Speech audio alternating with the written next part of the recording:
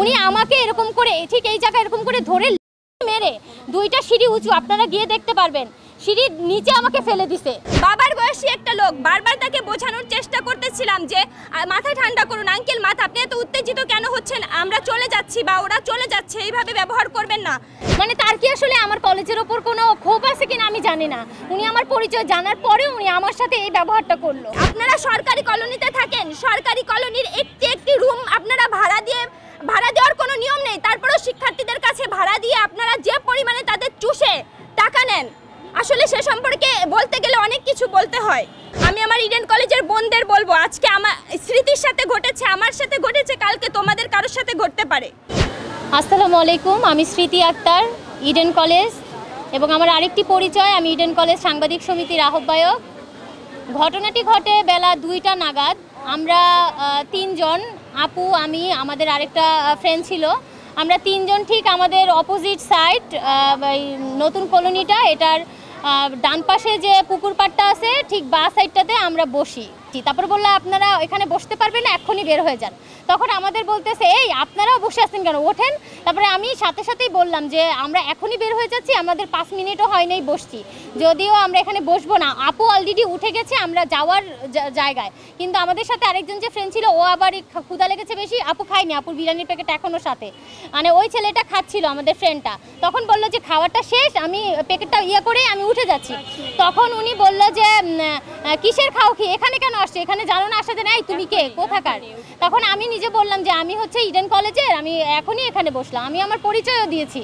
দেওয়ার পরে উনি হচ্ছে ওই উপর থেকে এত অকথ্য ভাষায় শুধু শুধু ধকা করলো যে তোমরা এখনই উঠে যাও, এখানে কেন আসো। তারপরে আমি বললাম এই কি আপনি এরকম ব্যবহার করছেন আঙ্কেল, আমরা তো এখনই উঠে যাচ্ছে বললামই, আমিও উঠে গেছি অলরেডি। কিন্তু উনি খুবই খারাপ ভাষা ব্যবহার করছে এবং এখনই যেতে হবে এটা বলে উনি আমাদের সাথে নিচে একদম লাফিয়ে চলে আসছে। উনি এমন ব্যবহার করলো যেন কেমন ধরনের কথা, মানে কেমন যেন ব্যবহার, মানে আমরা যেন কি অপরাধ করে ফেলছি, আমরা বসতেই পারি কিন্তু ওখানে। তারপরে উনি ওখানে আসার পরে আমি ওনাকে বলতেছি যে আমরা তো এখনই উঠে যাচ্ছি, আপনি এরকম ব্যবহার করেন না। আমার ফ্রেন্ড বলতেছে যে ভাই আমরা তো বললাম উঠে যাচ্ছি, আপনি শুধু শুধু আমার সাথে খারাপ ব্যবহার কেন করতেছেন আমাদের সাথে। ফ্রেন্ডকে বলতেছে সামনে এসে একদম ঠিক ফেস টু ফেস এসে বলতেছে তোকে একদম থাপ্পড় দিব, মানে হাত তুলেই বলতেছে যে তোকে একদম থাপ্পড় দিব, কি যেন বেয়াদব, তুই আবার আমার মুখে মুখে কথা বলিস। তখন ও আমার ফ্রেন্ডটা বলছে যে ঠিক আছে মারেন।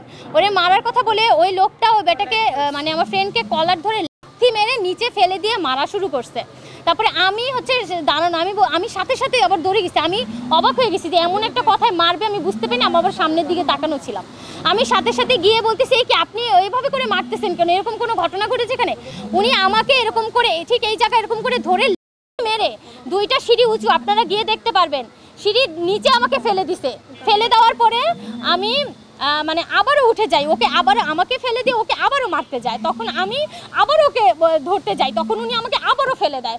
আমার হাত পা ছিলে গেছে, আমার জামা কাপড়ও ছিলে গেছে, পুরো প্যান্ট পুরো জামা কাপড় ছেঁড়া। তারপরে ওখানে অনেক লোকজন ছিল, ছেলেপেলেরা যারা ছিল, ওনারা আমাকে মারধর দেখে বলতেছে কি আপনি কেন ওই মেয়েটার গায়ে হাত তুললেন, মেয়েটাকে কেন মারতেছেন, ভাই ছেলেটাও তো কোনো দোষ করে নেই, ছেলেটা তো আমাদের সামনেই বলতেছিল যে ভাই আমরা এখনই উঠে যাচ্ছি। মানে আমরা আসলে জানি না যে এই কলোনিতে বসা যাবে না বা এর ধরনের কোনো রেস্ট্রিকশন আছে। আমরা পূর্বে যেটা জানতাম যে রাতের বেলায় বা সন্ধ্যার পরে বহিরাগত ঢোকা নিষিদ্ধ, আমরা জানি না যে দুপুর 2টা বাজে সেখানে গিয়ে বসা যাবে না। যদি জানতাম তাহলে অবশ্যই আমরা সেখানে প্রবেশ করতাম না।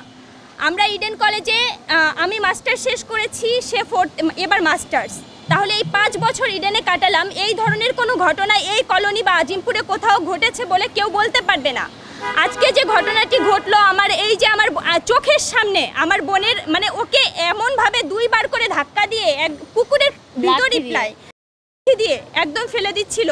আমি কি করব এই সিচুয়েশনে, আমি কি ভিডিও করব না ওদের কাউকে আমি সেভ করব, আমার মাথায় কিছু আসছিল না। আমি একা একটা মেয়ে সেখানে, আমি পুরো হতভম্ব হয়ে গেছি। কিছু না করতে পেরে আমাদের যারা ঢাকা কলেজের অন্যান্য ভাইয়েরা আছে তাদের ফোন করতে হয়েছে ইনস্ট্যান্ট, যে ভাই কি করব, এরকম একটা সিচুয়েশন, স্মৃতির গায়ে হাত তুলছে।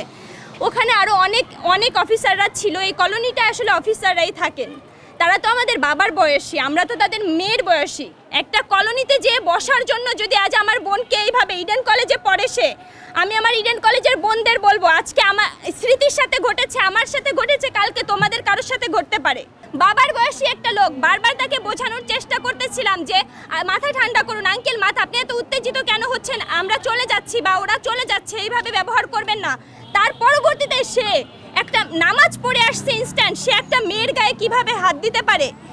তখন ওই কলোনিতে অনেক অফিসাররা ছিলেন, আমার ক্যাম্পাসে দুজন শিক্ষকও ছিলেন, তারা কোনো রকম আমাদের সাপোর্ট নিয়ে বা আমাদের হয়ে বা আমাদের বাবা মার পরিচয় নিয়ে তারা এসে একটি কথাও বলেননি, বরং তারা চাচ্ছিলেন সেই লোকটাকে বারবার করে সেভ করতে।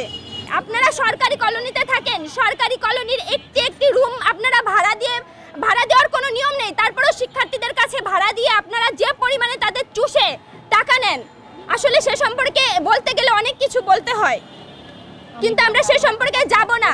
আপনারা বহিরাগত শিক্ষার্থী ঢুকতে আপনারা বারণ করেন, কিন্তু আবার বহিরাগতদেরই আপনারা সেখানে থাকার জন্য ভাড়া দেন, রুম ভাড়া দেন, সিট ভাড়া দেন। আজ তার কি আসলে আমার কলেজের ওপর কোনো ক্ষোভ আছে কিনা আমি জানি না, উনি আমার পরিচয় জানার পরেও উনি আমার সাথে এই ব্যবহারটা করলো। ইডেন কলেজের অনেক শিক্ষার্থী এই কলোনিতে রুম ভাড়া বা সিট ভাড়া নিয়ে থাকে, তারা আমাদের বোন হতে পারে, ফ্রেন্ড হতে পারে, জুনিয়র সিনিয়র হতে পারে, বা আমরা নিজেরাও হতে পারি।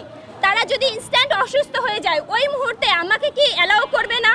যদি তখন অ্যালাউ করে তাহলে এই সিচুয়েশনে শুধুমাত্র কলোনিতে গিয়ে বসার কারণে আজ আমার এই বোন এইভাবে আমি ইডেন কলেজের সকল আপুদের বলবো যে আপনারা আজকে আপনাদের কারোর সাথে ঘটতে পারতো, কালকে যে ঘটবে না এরকম কোনো বিষয়ই না। আপনারা জানেন না হয়তো, কিন্তু এই সংবাদ সম্মেলনের পর আপনারা সবটা জেনে যাবেন। হ্যাঁ, আমরা লালবাগ থানায় একটি অভিযোগ করে এসেছি, আমরা মামলাও করব, তারা এই বিষয়টি তদন্ত করবে। হ্যাঁ, আমরাও চাই যে এটা তদন্ত করুক, তদন্ত করে যেটা সঠিক, যে জিনিসটা সেটা উঠে আসুক। কারণ তিনি যে এত ভয়াবহ একটি আচরণ করেছেন আজকে কোনো কারণ ছাড়া, কোনো অপরাধ ছাড়া, সেই জিনিসটি আসলে সেই বিষয়টি সকলের সামনে আসা উচিত বা সকলের দেখা উচিত।